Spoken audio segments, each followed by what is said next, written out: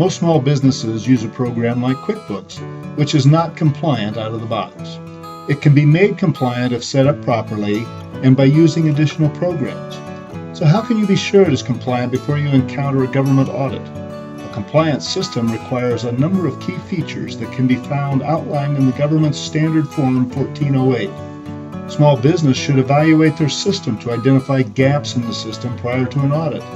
ReliAscent can effectively evaluate your QuickBooks system and provide a report identifying the critical areas of compliance and where any gaps might occur. There are a number of key areas where compliance issues show up in a QuickBooks system, including segregation of direct and indirect expenses, timekeeping, labor distribution, and exclusion of unallowables, among others. While this is not a complete system review, the general ledger is the core of any accounting system and must be compliant prior to addressing the other areas. Contact ReliAscent today to get your system reviewed.